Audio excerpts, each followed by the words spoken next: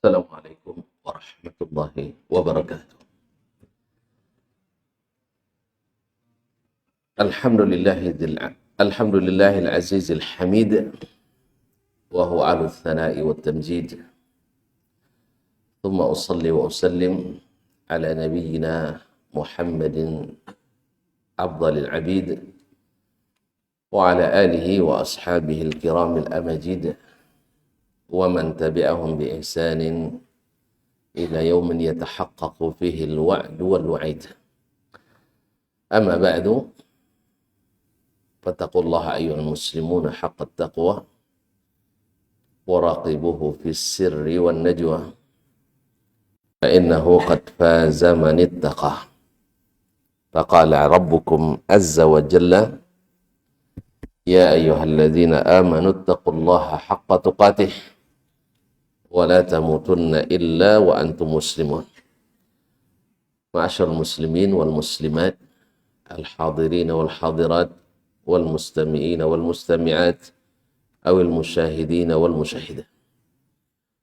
Bapak dan ibu-ibu, kaum muslimin dan muslimat, jemaah salat subuh di Masjid Zaid bin Thabit radhiyallahu ta'ala anhu, ataupun yang mendengarkan melalui Radio Rabbani 91,1 FM dan yang menyaksikan melalui media live streaming dimanapun berada. Alhamdulillah, subuh ini mudah-mudahan menjadi pemberi cahaya bagi jalan kita di akhirat nanti. Semoga cahaya kita sempurna ketika kita berjalan di tengah gelapnya malam menuju rumah Allah Tabaraka wa Ta'ala. Mudah-mudahan rasa syukur senantiasa memenuhi hati kita, jiwa kita kepada Allah Tabaraka wa Ta'ala atas segala rahmat, nikmat, dan karunia-Nya. Dan dengan demikian mudah-mudahan melahirkan nikmat-nikmat baru yang membuat kita senantiasa bersyukur kepadanya. Ma'asyiral kiram, salawat dan salam kepada baginda Rasulullah sallallahu alaihi wasallam yang senantiasa mengingatkan kita untuk senantiasa berada di majlis-majlis ilmu. Karena majlis ilmu itu adalah benteng yang kokoh bagi kita dari berbagai fitnah, baik fitnah syubhat yang membuat kita maksiat atau fitnah baik fitnah syahwat yang membuat kita berbuat maksiat ataupun fitnah syubhat yang menyebabkan kita tersesat. Masyaallah kiram. Oleh itu pada subuh ini kita kembali berada di sini untuk sama-sama menikmati kebersamaan ini. Mudah-mudahan mengantarkan kita ke surga Jannatun Na'im. Amin. Masyaallah kiram. Doa kita pula tak boleh lupa untuk orang-orang tua kita, ayah dan mak kita, saudara mara kita, para guru yang telah mengajar dan mendidik kita, serta seluruh kaum muslimin dan muslimat yang hidup dan yang sudah meninggal. Semoga yang hidup diberikan taufik hidayah serta ma'unah untuk mendapatkan hidup yang barakah sampai husnul khatimah. Dan semoga yang sudah meninggal Allah terima amal dan Allah ampuni segala dosanya dan dilapangkan kuburannya serta ditempatkan di tempat terbaik di sisinya. Dan semoga doa kita untuknya didengar dan diterima oleh Allah Tabaraka Ta'ala. Khususnya imam kita Asy-Syafi'i rahimahullah yang pada pagi ini kita sama-sama menyemes ilmu kepadanya. Beliau adalah yang kaya ilmu dan kita miskin ilmu. Ma'asyiral kiram. Sampai pada alinea ke-298. Masih bab tentang Allah Subhanahu wa taala menyaksikan bahwa atau menerangkan bahwasanya Allah menjelaskan kepada kepada makhluknya bahwa Nabi Shallallahu Alaihi Wasallam mengikuti apa yang diwahyukan kepadanya, dan bahwasanya Nabi Alaihissalam disaksikan oleh Allah bahwa beliau telah mengikuti apa yang diturunkan kepadanya. Allah wajibkan dan Allah saksikan. Allah wajibkan Nabi ikut dan Allah saksikan pun Nabi sudah ikut. Dan bahwasanya Nabi menjadi pemberi hidayah bagi orang yang mau mengikutinya. Dan bahwasanya Nabi itu sendiri di atas hidayah dan pemberi hidayah bagi siapa yang mau mengikutinya. Mau mengikutinya, bukan mau mengetahuinya. Karena ada orang mengetahui ada tapi tidak mau mengikuti. Sampai pada pembahasan wasunanu Rasulullah sallallahu alaihi wasallam ma'a kitabillahi wajh. Sunnah Rasulullah SAW bersama kitabullah itu ada dua wajah, dua bentuk. Ahaduhuma, salah satunya adalah nassu kitabin, yaitu secara teks, secara nas ada dalam Al-Quranul Karim. Fattaba'ahu Rasulullah sallallahu alaihi wasallam kama anzalallah. Pada waktu itu Nabi tinggal mengikut sebagaimana yang Allah turunkan. Wal akharu jumlah. Bentuk yang kedua, wajah yang kedua adalah jumlah, tidak detail. Hanya diberikan garis-garis besarnya. Nah, apa tugas Nabi? Bayyana Rasulullah sallallahu alaihi wasallam fihi 'anillah. Di sini Nabi ditugaskan menjelaskan, menerangkan dari Allah makna ma arada bil jumlah pula. Apa yang Allah inginkan dengan secara garis besar pula. Wa awdaha kaifa faradaha. Dan diterangkannya bagaimana fardu ini dilaksanakan. Amman atau khassan. Baik bersifat umum maupun bersifat khusus. Maka di sini walaupun ada makna-makna umum dalam Al-Quranul Karim, lalu kita jadi penjelasannya. Apakah ini bermakna khusus atau bukan? Kalau ternyata dalam As-Sunnah ada makna khusus, berarti makna umum tidak dilakukan lagi. Berarti mengikut makna itu. Dan di sini terjadi banyak perselisihan di antara ulama karena sebagian menemukan takhsisnya dalam As-Sunnah dan sebagian lain tetap memakai umum yang ada dalam Al-Quranul Karim. Akhirnya bertemulah kedua pendapat. Nah, sebenarnya di saat seperti ini sangat mudah sekali kalau mau kembali seperti yang dikatakan Nabi alaihissalatu wassalam. Seperti dikatakan Nabi alaihissalatu wassalam, dan bahkan sebelumnya seperti yang dikatakan Allah tabaraka taala, bila kalian bertembung dalam suatu masalah, berkelahi, berselisih, kembali pada Allah dan Rasulnya sallallahu alaihi wasallam. Nabi lebih spesifik lagi, alaikum bisunnati. Ikutlah sunnahku. Wajib itu. Kalau enggak, berkelanjutan terus. Kalau enggak berkelanjutan terus. Nah, misalnya, kalau buat misal lama lagi nanti sih. Tentu dah paham dengan tanpa misal kan? Perlu misal juga. Ini kan ngulang ini. Ngulang ini. Karena sudah lama juga kita.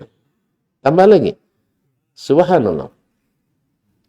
Misal, ya, misalnya tentang zikir misalnya. Fazkurullaha zikran katsiran. Berzikirlah kamu itu kan banyak itu, ada waw jamaknya. Kepada Allah dengan zikir yang banyak. Sah? Baik, ini kan sepertinya umum, silahkan berzikir dengan cara apapun. Sah? Nah, lalu Nabi alaihissalatu wassalam di dalam zikir-zikirnya selepas salat fardu. Selesai salat fardu. Kalau melihat teksnya, ya berlaku umum, zikir apapun boleh antum baca selesai salat. Fa idza qadaytumus salata fazkurullaha qiyaman wa qu'udan wa 'ala junubikum. Apabila kalian selesai salat, zikirlah kepada Allah dalam keadaan berdiri atau dalam keadaan duduk, bahkan berbaring sekalipun. Boleh kan? Baik. Tetapi Apakah zikir di sini mutlak saja apa yang kita nak baca? Atau bagaimana kita nak baca? Seperti apa pelaksanaannya? Ya, seolah-olah kan mutlak saja. Lalu kita cari penjelasannya dalam Al-Quranul Karim, kemudian dalam hadis Nabi SAW. Maka kita temukan bahwa Nabi selesai salat fardu berzikir tertentu. Berzikir tertentu. Selesai. Assalamualaikum warahmatullahi wabarakatuh. Assalamualaikum warahmatullahi wabarakatuh. Yang dibaca adalah Astaghfirullah, Astaghfirullah, Astaghfirullah. Nah, kalau ini dikhususkannya, tidak dirubah-rubahnya, Nabi berapa lama dia salat fardu, Pak? Masih lupa? Pasti masih lupa. Iya kan? Pasti masih lupa. Berapa kali? Kan? Ya kan pasti lupa kan? Ya, wajib salat kan tahun ke? Lupa juga. Hah? Tahun ke-10 Hijriah. Pasti lupa. Kenabian. Berarti 13 tahun Nabi salat fardu. Baik. Mungkin di Mekah tidak kondusif dah. Kan tidak kondusif salat berjamaahnya, maka di Madinah sajalah. Kan di Madinah berarti 10 tahun. Kali 360 hari. Kali 5. Pak cepat. 360 kali 3.600. Dikali 5. 3.600 kali 5 juga bayar. Hah?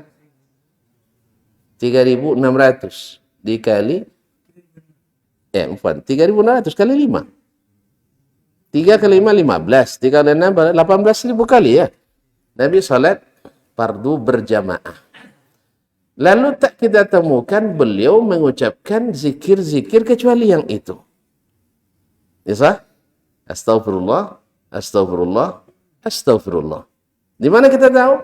Menghimpun seluruh riwayat tentang zikir Nabi selesai salat. Nak salat subuh, nak salat apa dan sebagainya. Tak ditemukan kecuali mengucapkan itu. Maka kita paham bahwa yang disyariatkan adalah membaca yang itu. Sekalipun tidak dilarang dalam momen lain yang tidak khusus untuk berzikir seperti mutlak tadi.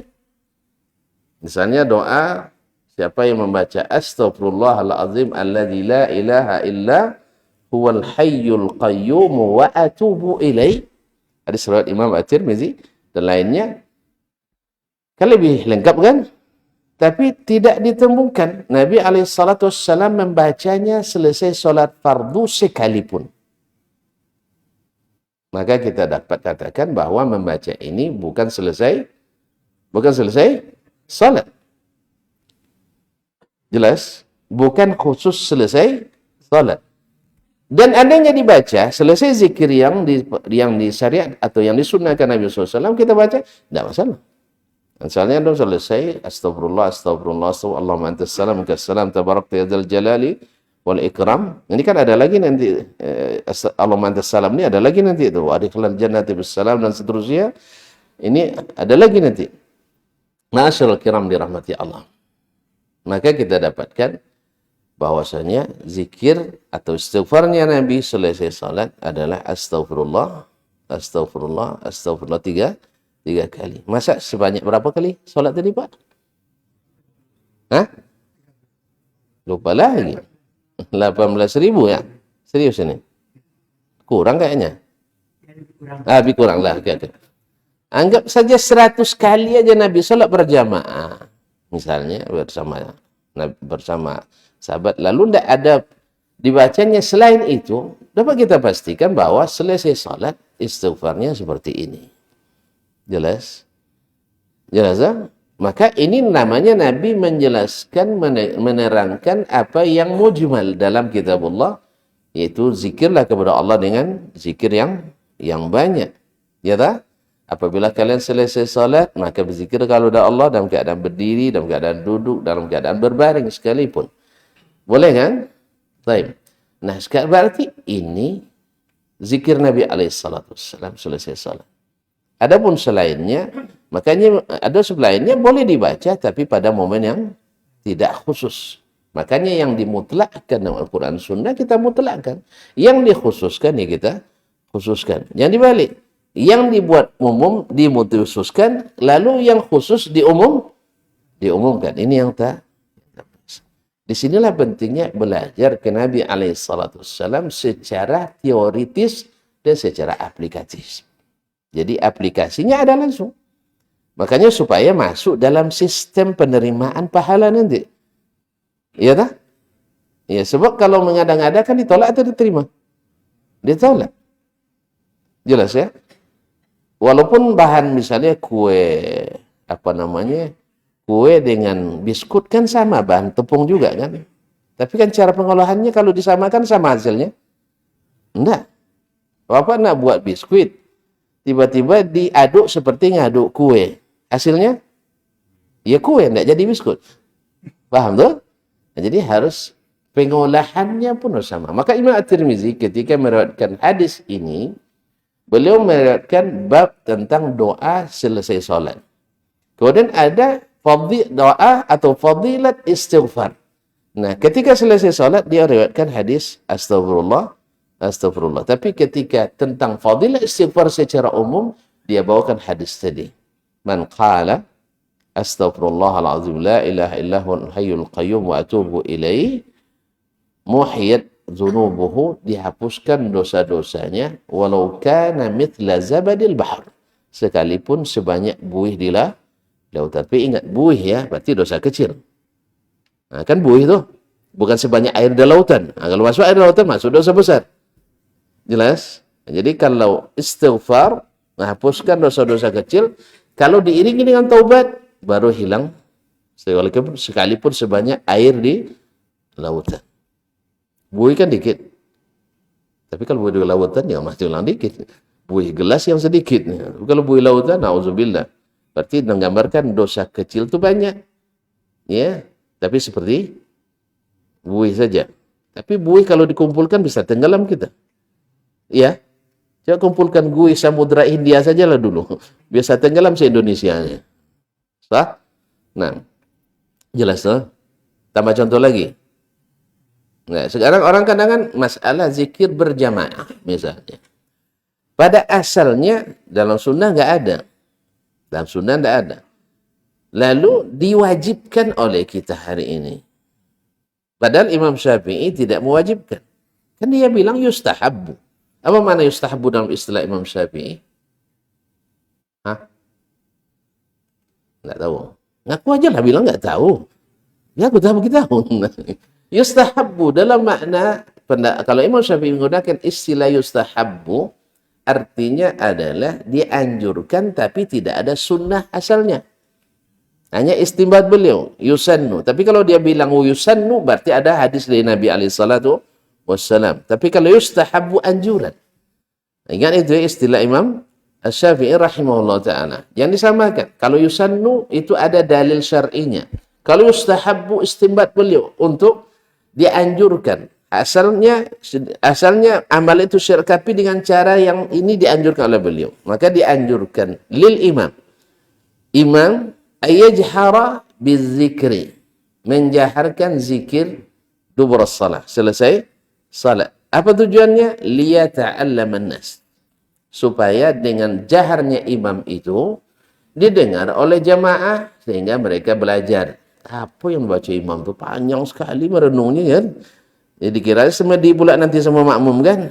Nah, akhirnya didengarkan. Apa yang baca? Oh, rupanya dia baca astagfirullah 3 kali. Habis itu Allahumma antas salam wa minkas salam tabarakta ya dzal jalali wal ikram.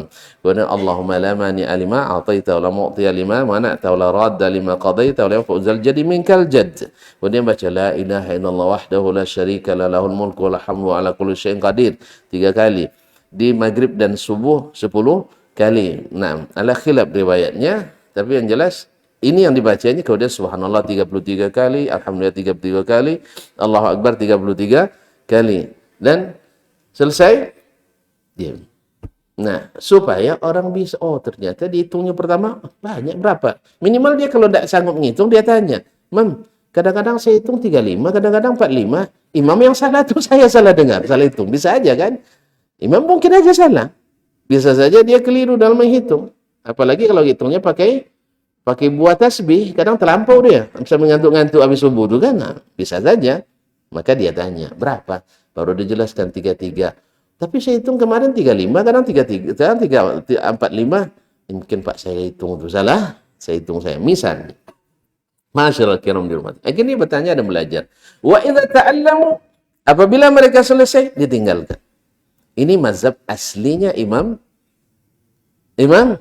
Asy-Syafi'i rahimahullah. Untuk mengajar disilahkan. Tapi menjadikan sunnah yang diwajibkan ini salah kaprah, keliru. Akhirnya ketika diwajibkan sehingga jemaah mengatakan kalau tidak zikir bersama berarti tidak afdol salatnya atau minimal tidak semazhab dengan kita. Atau lebih dahsyat lagi, tidak satu tidak se-Islam dengan kita. Ini Islamnya Islam lain. Nah, dulu teman-teman cerita dulu, sekarang mungkin masih banyak.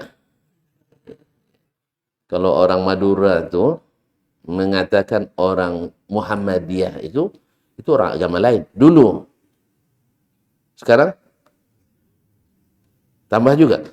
Masih ada, subhanallah. Saya tidak tahu, saya tidak pernah ke Madura. Apa pernah ke Madura? Bukannya Madura, mungkin di sini juga banyak, di Sumatera ada juga.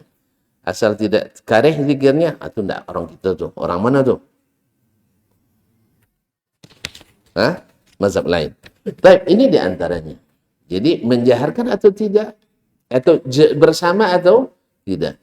Sebenarnya Imam Syafi'i tak keluar dari hadis Ibnu Abbas dalam Sahih Bukhari bahwa mengatakan kanal jahru bizikri munzu ahdi Rasulillah sallallahu alaihi wasallam. Menjaharkan zikir itu sejak zaman Rasulullah sallallahu alaihi wasallam. Jadi Imam Syafi'i mengatakan ini sebenarnya beristimbat ke hadis. Beristimbat ke hadis. Walaupun ghalibnya zikir Nabi adalah sir. Ghalibnya adalah sir. Tapi kadang boleh dijaharkan menurut sebagian pendapat ulama. Dan wallahu alam, karena dalam teks hadisnya kunna na'lamu insirafan Nabi SAW minas salati bit takbir. Kami mengetahui selesainya salat Nabi dengan takbir. Nah, ini kan khilaful adah. Tidak sesuai dengan yang biasa. Padahal biasanya Nabi selesai salat, istighfar kan, tidak takbir. Makanya Imam Al-Biqai, murid Imam Ibnu Hajar rahimahullah, dalam kitabnya Inaratul Fikri bima huwa sahha min tariqati dzikir, menyebutkan bahwa beliau mengatakan saya tidak mengetahui para pensyarah hadis memasukkan ini dalam zikir selesai salat dalam salat biasa. Maka wajib dimaknai dengan makna salat yang luar biasa seperti dalam keadaan perang sehingga dimulai selesai salat dengan takbir dan diangkat suaranya. Ini pendapat beliau. Wallahul musta'an.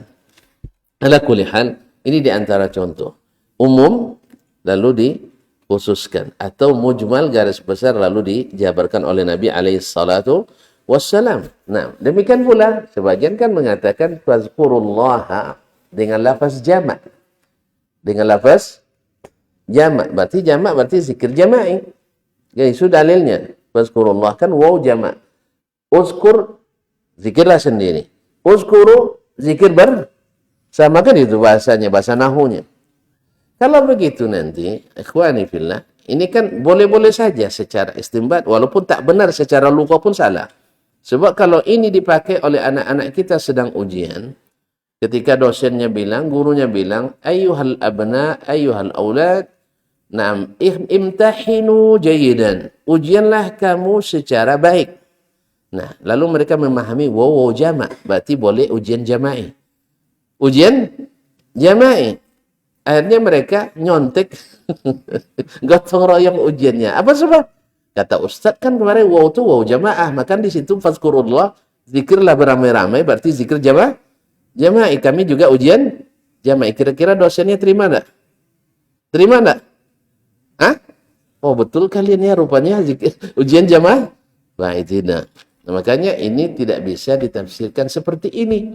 Karena secara lughah sendiri, bukan maknanya bersama-sama. Tapi maknanya sekarang ada pengumuman dari pemerintah misalnya. Ayyuhan nas. wahai kaum muslimin, salatlah kalian di rumah masing-masing Idul Adha misalnya. Sudah keluar apa belum? Semoga tidak keluar ini. Semoga tidak keluar ya. Kaum muslimin, misalnya. Lalu nanti kita seperti memahami tadi.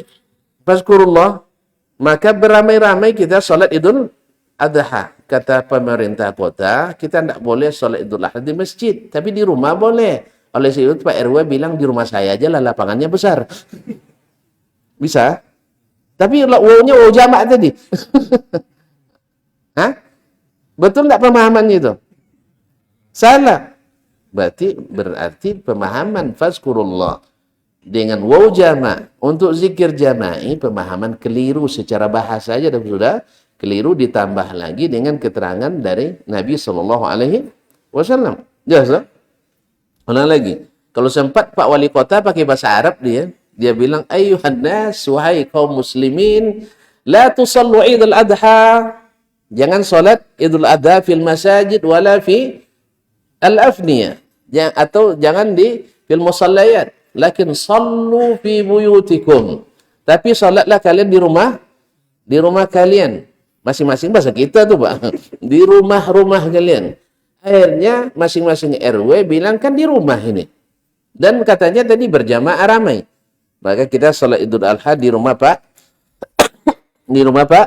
RW yang memuat 500 orang, karena rumahnya setengah hektar. Muat 500? Muat, alhamdulillah. Rumah Pak RW 500, 5.000 meter pekarangannya. Rumahnya 2.500 meter. Cukup nak untuk sholat Idul Adha? Cukup. Masa tak cukup masjid aja berapa? Masjid ini berapa? 20 kali 20 ya? Iya. 400 sudah cukup. Masa 2.500 tak cukup? Nah, kalau sempat ini pemahaman kita terhadap bahasa Arab, kacau nanti. Tidak ada aturan ini bisa berjalan nanti. Semuanya ramai. Apalagi nanti kalau bukan ma'syaras syabab tazawwaju. Menikahlah kalian. Berarti nikah harus ramai. Ramai-ramai juga. Jadi maksud wow di sini bukan untuk beramai-ramai, tapi karena yang di lawan bicara ramai, maka pakai kalimat ramai. Macam bahasa Inggris juga kan. Tapi bahasa Inggris tidak seluruhnya. Kalau saya kan kalau kami, kita, we. Iya. Kalau kamu sendiri, you juga. Ramai, you juga. Ini bedanya, hebatnya bahasa Arab dan bahasa Inggris. Bahasa Arab Inggris tidak hebat, Ustaz. Bahkan bahasa kita lebih hebat dari bahasa Inggris. Ya tak? Kata tuan-tuan haji ngangkat-ngangkat gitu. Ya, bahasa kita lebih hebat daripada bahasa Inggris. Mau coba? Hah? Kalau mau coba, ayo gitu. Padi. Bahasa Inggris apa? Rice. Bahasa kita padi kan? Gabah. Rice juga. Habis itu dijemur. Rice juga. Kalau kita jamuan. Jamuan padi gitu kan? Baik. Setelah itu digiling. Beras. Bahasa Inggris? Rice juga. Masih rice juga. Habis itu dimasak jadi lontong. Apa bahasa Inggrisnya? Soft rice. Nasi lunak. Baik. Kalau habis itu dimasak jadi nasi. Kita nasi kan? Bagi mereka rice juga. Miskin bahasa Inggris. Habis itu yang tadi di mesin, yang patah-patah, namanya rata. Atah ya. Kalau yang tidak keluar kulitnya namanya enggak, kalau yang tadi melukut bang, patah-patah. Kalau ini baru rata. Baik. Nasi yang keluar dari piring kita ketika makan. Bahasa Inggris. Rice juga, masih rice juga. Bahasa kita? 5. Masya Allah. Nasi basi. Jadi bahasa kita lebih kaya sebenarnya. Tuntun aja yang bangga dengan bahasa Inggris. Oleh sebab itu sekarang harus rubah lagi.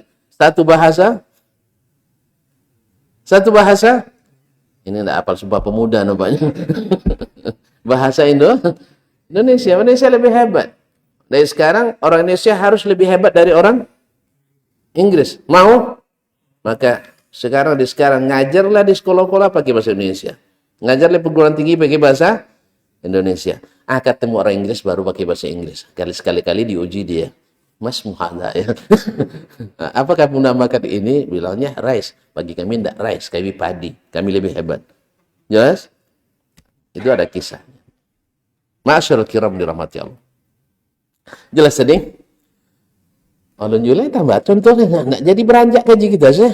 Nah, kaifa faradaha aman atau khasah. Bagaimana Allah fardukan? Apakah bersifat umum atau bersifat khusus? Wa kaifa arada ayyatiya bil ibad.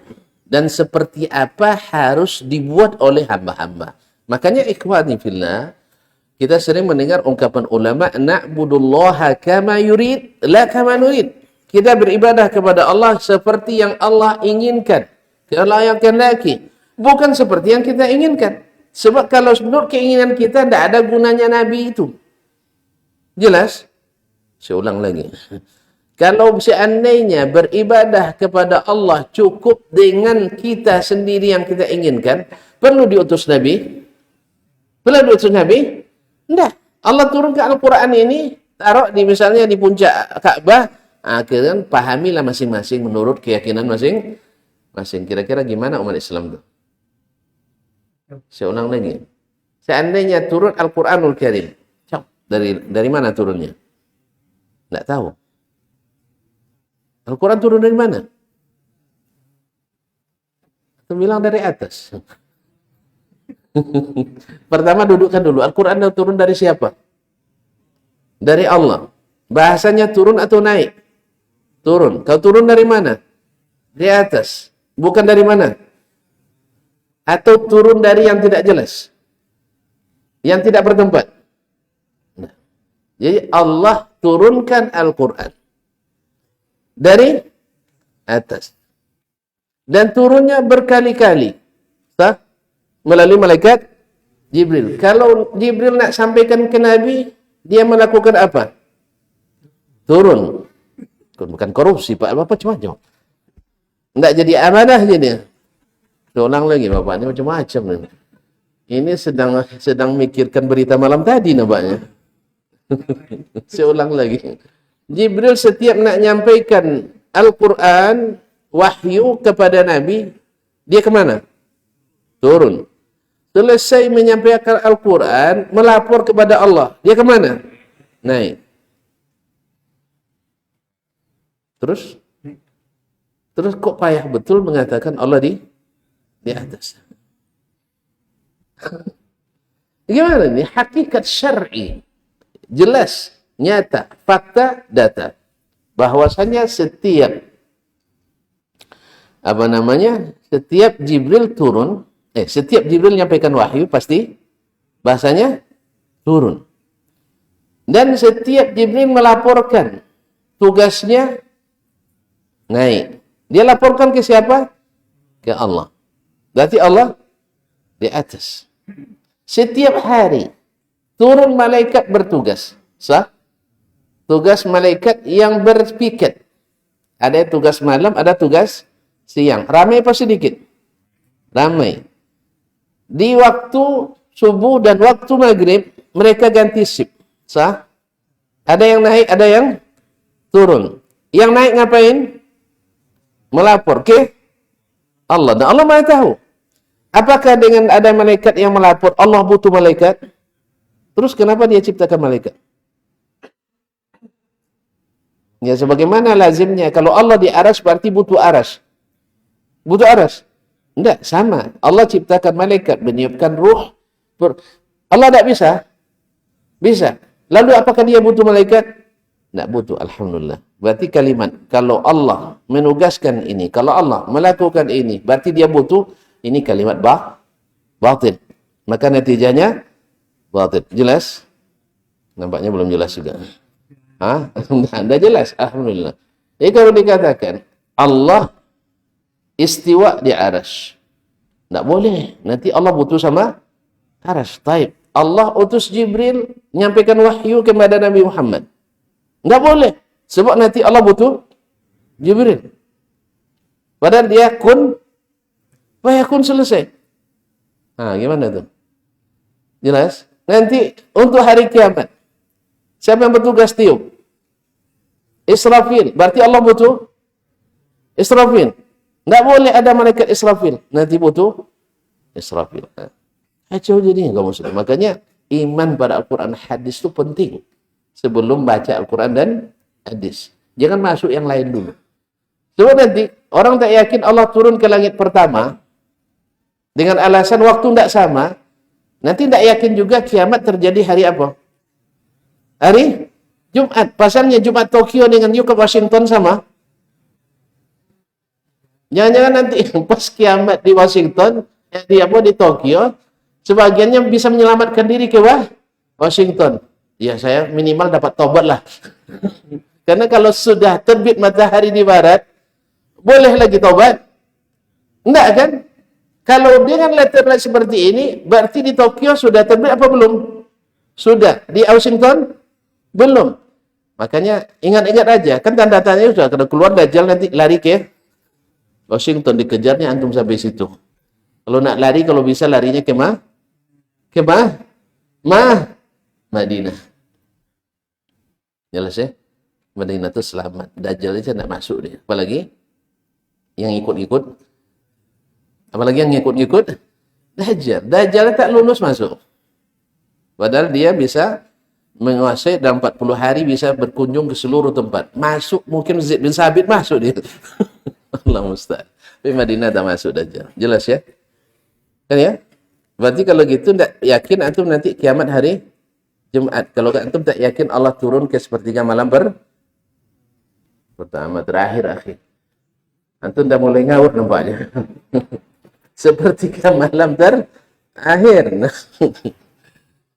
Makanya kaum muslimin dan muslim, wahyu jangan diukur dengan akal antum yang sempit. Nanti banyak wahyu yang tertolak gara-gara sempitnya akal. Kalau nak tahu lapangnya wahyu, cari ke orang yang hafal akalnya. Semua wahyu itu bisa masuk. Berarti masih original akal. Betul original. Tidak digunakan untuk hal-hal yang sia-sia. Jelas tuh? Kira jelas ya?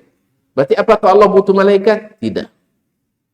Kalau Allah istiwa di arsy, berarti Allah tak butuh aras. Apakah Allah mesti berjihad, berarah? Juga tidak mesti. Itu antum. Kalau Allah tidak mesti. Makanya waktu Tokyo, waktu Washington di sisi Allah bisa sama. Di sisi kita bisa beda. Maka membedakan itu di kita. Di Allah bisa sama. Makanya yang coba-coba nanti. Sudah terbit hari kiamat di Tokyo. Kan Tokyo berapa jaraknya dengan Washington?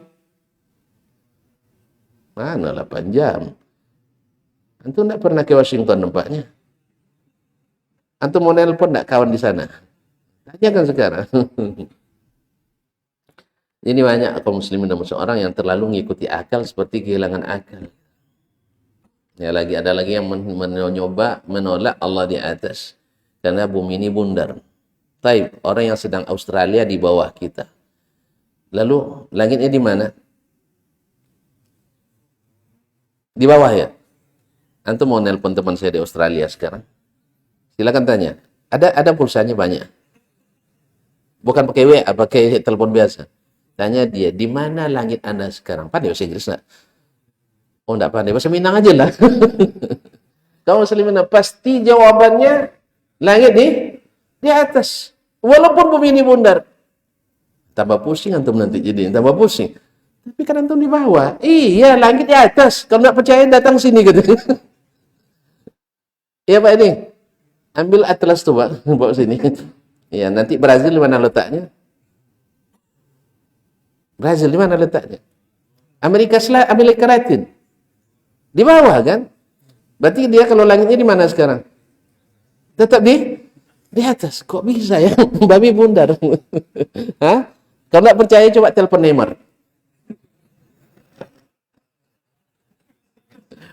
Iya pasti langitnya di atas. Jadi antum pusing sendiri nanti menolak Allah di atas gara-gara bumi pun bundar. Makanya biar tidak pusing-pusing, terimalah apa kata Allah, kata Rasulullah sallallahu alaihi wasallam. Karena labor antum tak muat untuk meneliti sampel ini. Ya. Analogi antum tak kuat untuk menampung sampel ini. Pasti rusak labor antum gara-gara itu.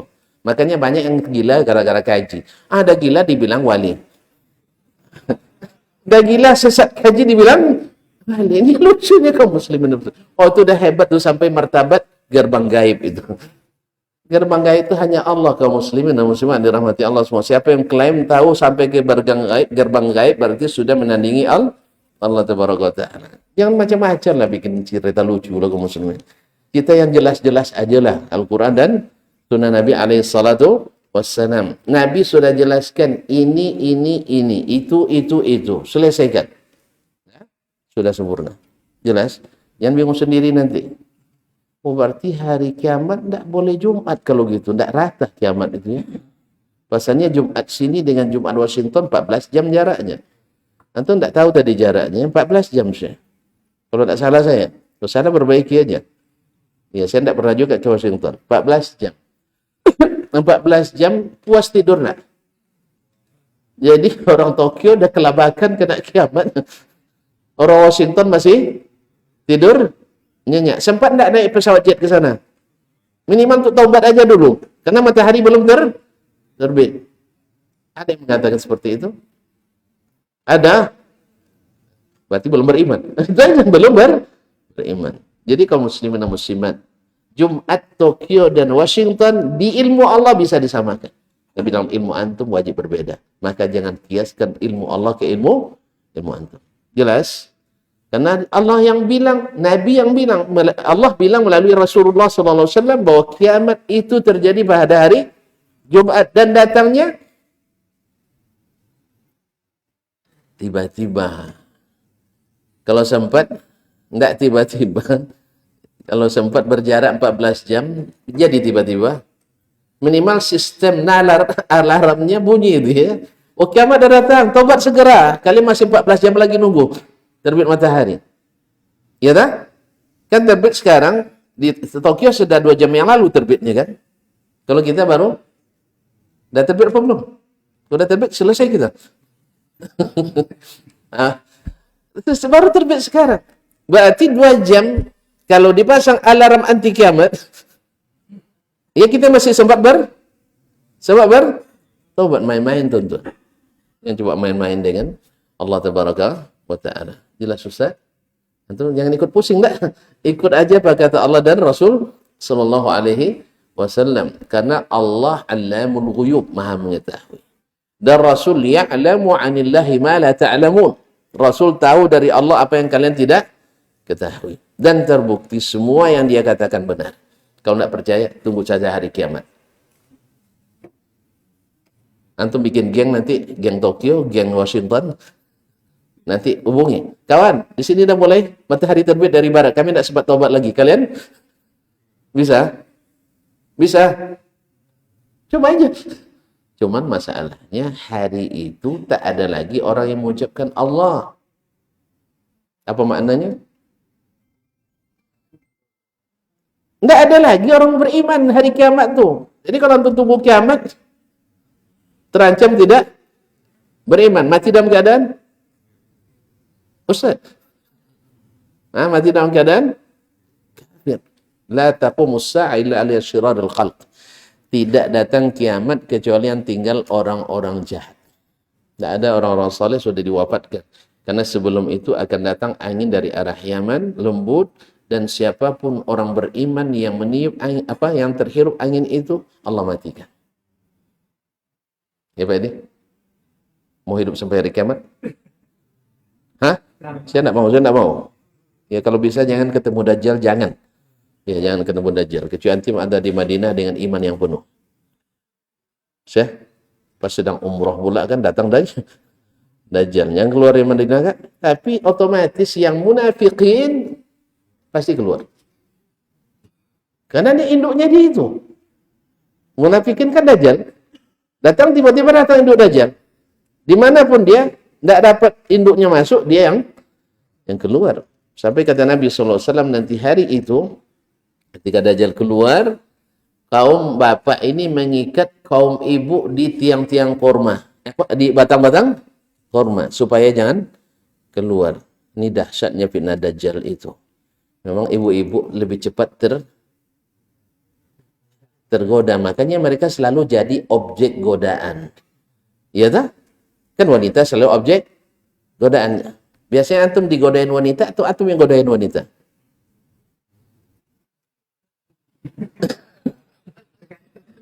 Kok dia ngaku gitu. Maksud saya antum ini bukan antum sendiri. Artinya kaum lelaki pada umumnya lebih duluan nyuit atau yang perempuan yang nyuit? Sama sekarang ya? La ilaha illallah. Enggak Syekh. Antum masa antum udah berubah betul. Antum lahir ke 80-an ya? Iya, di masa internet. Allah musta'an. Kalau masa kami dulu enggak. Ya. Yang perempuan rata-rata nunduk gitu. Paling ada laki-laki satu-satu nyeruduk. Iya. Itu pun masih banyak yang masih nunduk di masa itu. Tapi kalau sekarang perempuan lihat laki-laki nyeruduk nih. Bukan nunduk, Allah musta'an. Memang udah berubah zaman Syekh. Oleh itu makanya kaum wanita itu lebih mudah terpedaya oleh rayuan. Oleh sebab itu ma'asyarul kiram dirahmati Allah SWT. Kembali ke sini. Bahwasanya Nabi sudah jelaskan bagaimana Allah memfardukan itu. Umum atau khusus. Wa kaifa arada ya'ti bil ibad, dan bagaimana Allah menginginkan hamba melakukannya, mendatangkannya. Jadi maka Allah tak turunkan begitu saja. Allah turunkan kepada Nabi. Nabi menjelaskan. Dan Nabi itu bukan dari kalangan malaikat, dari kalangan manusia sendiri. Sehingga apa yang dirasakan manusia dia rasakan. Capek, capek. Lapar, lapar. Ngantuk, ngantuk. Kalau sempat malaikat yang datang, antum banyak alasan. Nabi aja yang datang, antum banyak alasan. Iya tak? Itu kan Nabi, Ustaz. Kita bukan. Kan itu selalu alasannya. Itu Nabi, Ustaz. Kalau kita bukan Nabi. Oleh sebab itu jauh-jauh saja dari Nabi alaihissalatu. Ketika dituntut untuk mengikuti sunnah Nabi, alasannya itu. Itu kan Nabi, Ustaz. Nabi kan boleh istrinya 9, awak 1 aja dah bayar. Ya tak? Allah musta'an. Enggak. Dia dari bangsa manusia sendiri yang merasakan apa yang kita rasakan. Yang aturan khusus untuk Nabi kan tidak banyak. Kan tidak banyak dah. 1. Yang khusus Nabi ya? 1. Hah? Zakat tak boleh dia terima. Sedekah tak boleh. Yang boleh? Hadiah. Kalau kita? Semua boleh. Minta pun kadang boleh. Nah, yang kedua? Hah? Langsung ke istri. Sebaru terima zakat sudah pikir istri. Allah musta'an, memang rentan kita. Kalau udah punya duit pasti ingat. Carilah yang lain contohnya. Nerima wahyu hanya Nabi. Kalau kita paling nerima wangsit. Wahyu dari Allah, wangsit dari syaitan. Allah musta'an. Itu beda. Tapi pada umumnya, apa yang dilakukan oleh Nabi, kita juga mesti melakukannya. Mungkin kadarnya yang beda. Kadarnya yang berbeda. Oleh itu kaum muslimin dan muslimat dirahmati Allah, misalnya puasa sunat. Nabi tanpa sahur bisa puasa sunat. Kita dah sahur pun kewalahan juga. Itu bedanya. Nabi bisa wisal, puasa bersambung. Tak ada makanan, dia sambung puasa sampai besok. Sehari ini puasa, malam tak ada untuk berbuka, dia puasa terus. Kita tidak bisa. Bahkan dilarang. Kita walaupun bisa dilarang. Karena Nabi walaupun tidak makan, dikasih makan oleh Rabbnya. Jelas? Nah, Nabi mimpinya hak semuanya. Kalau kita... Makanya Nabi Ibrahim dapat mimpi menyembelih anaknya, dia laksanakan. Kalau tuan-tuan mimpi menyembelih anak, mohon. Ya mohon, jangan laksanakan. Ya. Karena mimpi Ibrahim alaihissalam dari Allah, mimpi kita dari aduullah, dari syaitan. Jelas ya? Jadi beza kita di sini. Nah, apa lagi? Tidak banyak. Tidak banyak. Jadi apapun yang dilakukan Nabi, pada umumnya bisa kita lakukan. Jelas? Alhamdulillah. Ma'asyarul kiram dirahmati Allah SWT. Wa kilahum attaba'a fihi kitab Allah. Pada kedua hal tersebut, baik yang bersifat nas dalam Al-Quran lalu perkuat Nabi SAW, ini ikut Al-Quranul Karim. Atau yang lain secara global, secara garis besar, lalu Nabi SAW yang menjelaskan makna yang diinginkan Allah. Karena kita ingin beribadah kepada Allah seperti yang Allah inginkan, bukan seperti yang kita inginkan. Kalau kita beribadah seperti Allah dengan apa yang Dia inginkan, kita muttabi', ada ittiba. Kalau kita, artinya ittiba Rasul sallallahu alaihi wasallam. Kalau kita beribadah kepada Allah sesuai dengan keinginan kita, ittiba juga, tapi ittiba'ul hawa, mengikut keinginan. Padahal Nabi wa ma yantiqu 'anil hawa. Nabi itu tidak mengucapkan berdasarkan hawa, tapi beliau mengucapkan dengan wahyu. Kalau kita ucapan dan perbuatannya dengan hawa. Oleh sebab itu, gimana nak dipaksa Allah menerima? Ya Allah, ini baik menurut saya. Menurut kamu baik, menurut saya tidak. Maka Nabi tegaskan, sesuatu yang kau tambahkan, sesuatu yang kau ada-adakan, pasti ditolak. Maka ambillah yang pasti diterima. Atau minimal ada kemungkinan diterima dari sesuatu yang pasti ditolak. Jangan berspekulasi. Ini kata Nabi, ini kata ulama.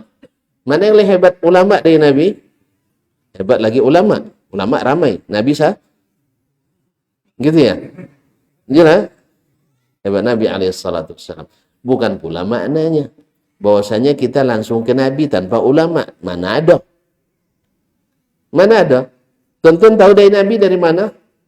Dari ulama. Tahu pahamnya seperti itu menurut Nabi dari mana? Dari ulama. Jadi adalah omong kosong juga. Oh, hebat-hebat orang Zaid bin Sabit itu langsung ke Nabi aja ngambilnya. Ini kitab ini siapa yang tulis? Ulama. Dia belajar dari siapa? Dari ulama. Ulamanya lagi belajar dari siapa? Ulama. Sampai ke Nabi SAW. Tidak mungkin kita meninggalkan ulama. Antum buka hadis Sahih Bukhari. Ulama enggak? Ulama. Antum baca babnya. Babnya itu menunjukkan fikihnya. Itu maknanya. Yang kita sebutkan tadi, Imam At-Tirmizi menuliskan kitab istighfar setelah salat dan istighfar secara umum. Dia bezakan. Karena dia paham bahwa mananya istighfar selesai salat ini, istighfar secara umum ini. Dia paham tak? Paham tak? Ikutlah pahamnya ulama. Jadi tidak ada kita yang luput atau kita yang bisa langsung ke Nabi tanpa melalui ulama. Jadi kadang-kadang ini buat pula provokasi. Oh, mereka tu tidak pakai ulama, tu tidak menghormati ulama. Ya, janganlah jualan yang murah-murah kayak gitu. Orang paham semualah. Yang namanya, misalnya Ustadz Adnan, SD gurunya si Anu, si Ana, bulan. Ada ya? Berapa guru antum di SD? Lupa. Saya masih ingat. Ya, kami catat tuh guru-guru kami. Alhamdulillah. Lalu belajar ke Darun Nahdhah. Darun dulu ya? Enggak ya? Rugi itu. Itulah. Enggaklah belajar ke Darun Nahdhah. Siapa guru-gurunya? Si Anu. Ulama dah. Ulama pernah. Itu dah ngaku ulama tuh. Ulama Riau ni anak murid mereka semua. Masa dia enggak ulama? Astagfirullahaladzim. Ya, rektor UIN Suska misalnya 3 orang berturut-turut tuh tamat Darun Nahdhah. Antum tak mau suka tak sebut Darun Nahdhah nampaknya. Gimana? Saya juga tamat Darun akhir. Nah, mereka juga ulama-ulama kemudian melahirkan ulama-ulama mulai dari Ketua MUI dan juga baik di pusat baik di daerah provinsi maupun di daerah kabupaten dan kota dan sebagainya. Tamat Darun itu. Berarti ngambil ulama enggak? Ulama. Baik. Lalu berangkat pula ke Jakarta misalnya. Belajar pula dengan para ulama. Belajar ke Mesir, ke Madinah, ke Mekah, ke Maroko dan sebagainya. Belajar pada ulama enggak? Alhamdulillah. Berarti ada yang dapat ilmu tiba-tiba plong dari langit tanpa ulama? Tak ada. Jelas terus ya? Jelas? Jadi perkataan kita Nabi lebih hebat dari ulama bukan maknanya kita maaf sendiri tanpa ulama. Kenapa? Ya buktikan. Apa saja yang kita langsung tanpa ulama? Coba sebutkan contohnya. Enggak dapat kan? Misalnya, enggaklah orang yang sering masalah sekarang, misalnya masalah Allah di atas atau di mana-mana lah, atau enggak jelas alamatnya. Ada enggak ulama yang mengatakan Allah di atas? Contohnya? Benar Pak, Bapak memalsukan perkataan Imam Syafi'i nampaknya. Yang pertama Rasulullah Shallallahu Alaihi Wasallam, banyak hadisnya. Ya, Ibnu Qayyim mengatakan tidak kurang dari 2000 dalil dalam masalah ini. Makanya bukan dalil akli, dalil syar'i dari Al-Quran dan hadis. Pertama Allah sendiri yang mengatakan. Allah kan alim, alam. Para pemberi ilmu, orang-orang yang berilmu semua. Dia yang katakan dia di atas. Jelas ya? Kok antum paham? Ya, kayak bahasa Arab. Bahasa Arab antum paham enggak? Kalau enggak paham, diam aja dulu. Belajar dulu. Bagi yang paham, yang namanya fawq itu di atas. Yang namanya ala itu di atas dan tinggi. Jelas? Nah, kemudian Rasulnya begitu. Para sahabat semuanya begitu. Lalu antum katakan enggak jelas. Berarti masalahnya bukan enggak jelas. Karena kacanya sudah kabur, maka gambarnya blur. Apalagi kalau kacanya pecah. Kacanya pecah, tambah enggak jelas lagi gambarnya. Mata ada di sebelah situ, gigi di sini satu kacanya pecah. Maka tolong pelihara kesucian kaca ini. Ma'asyarul kiram dirahmati Allah SWT. Jadi tidak ada kita yang berilmu tanpa melalui ulama. Jelas? Itulah ada yang bilang nanti ada ulama di sana di Arab Saudi tapi tidak ikut ulama katanya. Gimana? Dia sendiri ulama tidak ikut ulama. Masuk akal? Masuk? Masuk enggak? Enggak masuk. Jadi lucu nih, ini lelucon ilmiah hari ini ada seperti itu. Oh mereka itu tidak pakai ulama, itu tidak menghormati ulama. Ulama yang mana? Memangnya dia langsung jadi alim tanpa ulama? Ada orang langsung berilmu tanpa ulama? Ada buktinya? Bahwa tidak ada yang alim kecuali dengan ada yang ngajarnya. Saya ulang lagi. Ada enggak orang berilmu tanpa guru? Tidak ada. Nabi Muhammad ada gurunya enggak? Siapa? Jibril. Gurunya cuma satu ya. Tidak mungkin hebat. Kan ada kayak ada analogi gitu kan. Di Masjid Albani gurunya tidak ada katanya. Terus dia pandai baca Quran lewat siapa? Dia pandai bahasa Arab lewat siapa? Kemudian dia bisa nahwu Arab lewat siapa? Bisa balaghah lewat siapa? Bisa bahasa Arab pakai siapa? Dapat ilham dalam rahmi ibunya. Jelas? Jalih. Kemudian banyak guru tapi tak bermutu. Lebih baik satu guru bermutu. Buktinya sahabat gurunya berapa? Itu Muhammad sallallahu alaihi wasallam. Sekarang saya tanya, mana yang lebih hebat, generasi sahabat atau generasi kita? Sahabat, karena gurunya nomor satu. Maka muridnya nomor satu semua. Maka generasi terbaik, generasi sahabat yang wajib ditiru. Kalau generasi sekarang, ada yang bisa ditiru, ada yang wajib tidak ditiru. Ya, wajib tidak ditiru. Ya kan kalau sudah salah kaji, tiba-tiba jadi wali, kan apa? Kan wajib ditiru, wajib tidak ditiru. Walaupun gelarnya segelar apapun. Orang gila dianggap wali. Mana ada sejarah Nabi SAW, sahabat sampai gila gara-gara belajar sama Nabi SAW. Kemudian tabi'in ada yang gila gara-gara belajar sama sahabat. Lalu dikatakan ini wali gara-gara belajar sama Nabi SAW. Ini adalah, mohon maaf, ini adalah sesuatu yang diada-adakan dalam agama ini. Semoga Allah SWT jauhkan kita dari mengadakan. Tidak jadi bertambah kaji. Ya, tentu memang suka. Tidak nambah nampaknya. Padahal tidak ada ujiannya. Kalau mahasiswa tak nambah kaji, suka dia. Apalagi dengar cuti. Alhamdulillah Ustaz tak datang. Apa pasal? Ujian sikit soalnya. Tidak tahu dia kalau dengan saya soal tetap banyak. Walaupun masuk tak banyak. Tapi rata-rata insya Allah masuknya banyak. Ya. Saya usahakan sedapat mungkin yang 16 itu hanya belajarnya, ujian di luar itu. Ya. Padahal sebagian bilang 12 dengan ujian UTS, UAS sudah cukup itu. Bagi saya yang 16 saja tidak cukup.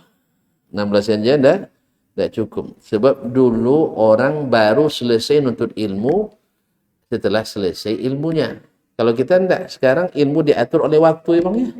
Pokoknya 16 tatap muka harus selesai menguasai kitab Sahih Bukhari. Mana ada? Sahih Bukhari satu semester mana ada? Bisa? Bisa dibaca tanpa diterangkan, bisa.